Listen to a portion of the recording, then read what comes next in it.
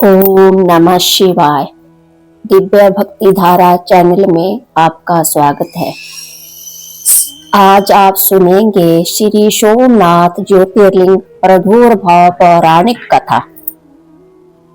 शिव पुराण के अनुसार सोमनाथ ज्योतिर्लिंग भगवान शिव का प्रथम ज्योतिर्लिंग है। पुराणों में सोमवार सोमनाथ ज्योतिर्लिंग की स्थापना से संबंधित कथा इस प्रकार से है।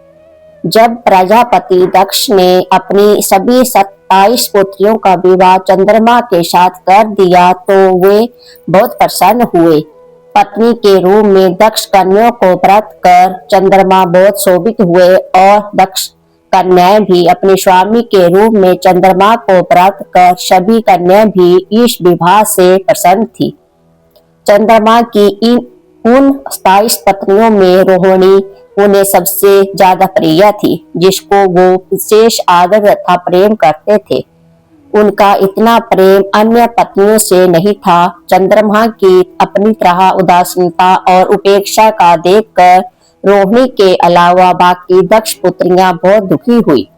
वो सभी अपने पिता दक्ष की शरण में गई और उनसे अपने कष्टों का वर्णन किया। अपनी पुत्रियों की व्यथा और चंद्रमा के दुर्व्यवहार को सुनकर दक्ष भी बड़े दुखी हुए।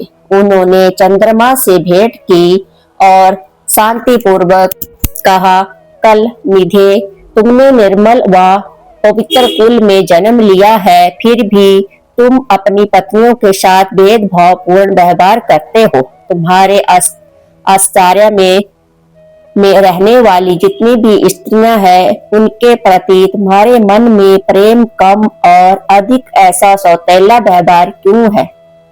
तुम किसी को अधिक प्यार करते हो और किसी को कम प्यार देते हो, ऐसा क्यों करते हो?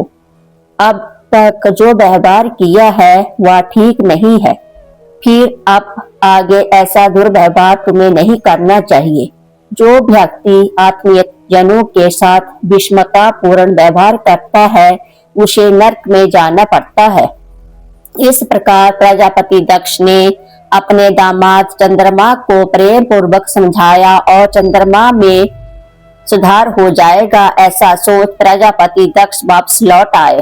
इतना समझाने पर भी चंद्रमा ने अपने ससुर प्रजापति दक्ष की बात नहीं मानी। रोहिणी के प्रति अतिशय आसक्ति के कारण उन्होंने अपने कर्तव्य की अवहेलना की तथा अपनी अन्य पत्नियों का भी कुछ ख्याल नहीं रखा और उन सभी से उदासीन रहे।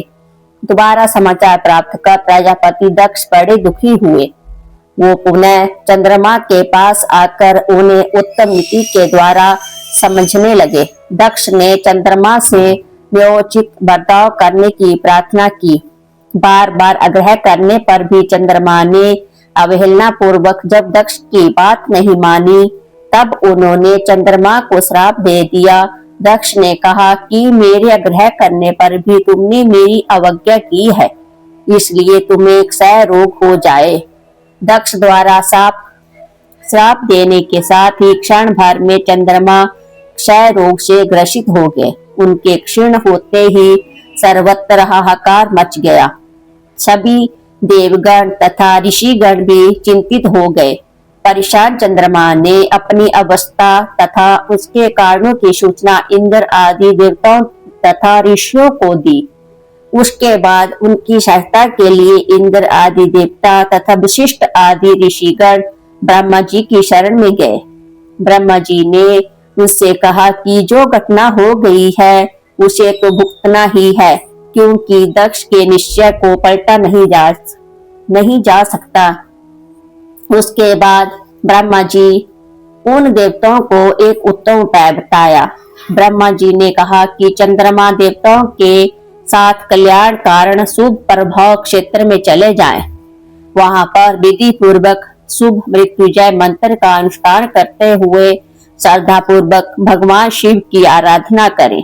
अपने सामने शिवलिंग की स्थापना करके प्रतिदिन कठिन तपस्या करें। इनकी आराधना और तपस्या से जब भगवान भोलेनाथ प्रसन्न हो जाएंगे तो वो इन्हें क्षय रोग से मुक्त कर देंगे। पितामह ब्रह्मा जी की आज्ञा को स्वीकार कर देवताओं और ऋषियों के संरक्षण में चंद्रमा देवमंडल शाहिद प्रभास क्षेत्र में पहुंच गए। वहां चंद्रदेव और मृत्युंजय भगवान की अर्चना, वंदना और अनुष्ठान प्रारंभ किया। वो मृत्युंजय मंत्र का जाप तथा भगवान शिव की उपासना में तालीन हो गए। ब्रह्मा की आज्ञा के अनुसार चंद्रमा ने 6 महीने तक निरंतर तपस्या की और वृषभ ध्वज का पूजन किया। 10 करोड़ मृत्युंजय मंत्र का जाप तथा ध्यान करते हुए चंद्रमा स्थिर चित्त से वहां निरंतर खड़े रहे। उनकी तपस्या से भक्त वत्सल भगवान शंकर प्रसन्न हो गए। उन्होंने चंद्रमा से कहा, चंद्रदेव तुम्हारा कल्याण हो। तुम जिसके लिए यह कठोर तप कर रहे हो उस अपनी अभिलाषा को बताओ। मैं तुम्हारी इच्छा के अनुसार तुम्हें उत्तम वर वरदान करूंगा। चंद्रमा ने प्रार्थना करते हुए विनय पूर्वक कहा, देवेश्वर आप मेरे सब अपराधों को क्षमा करें और मेरे शरीर के इस क्षय रोग को दूर कर दे। भगवान शिव ने तपस्या से प्रसन्न होकर चंद्रदेव से वर मांगने के लिए कहा। इस पर चंद्रदेव ने वर मांगा कि हे भगवान, आप मुझे इस श्राप से मुक्त कर दीजिए और मेरे सारे अपराध क्षमा कर दीजिए। इस श्राप को पूरी तरह से समाप्त करना भगवान शिव के लिए भी संभव नहीं था। अतः मध्य का मार्ग निकाला गया। चंद्रदेव, तुम्हारी कला प्रतिदिन एक पक्ष में क्षीण हुआ करेगी, जबकि दूसरे पक्ष में प्रतिदिन वह निरंतर बढ़ती रहेगी। इस प्रकार तुम स्वस्थ और लोक सम्मान के योग्य हो जाओगे। भगवान शिव का की कृपा रूपी प्रसाद प्राप्त कर चंद्रदेव बहुत प्रसन्न हुए। उन्होंने भक्ति भाव पूर्वक शंकर की स्तुति की।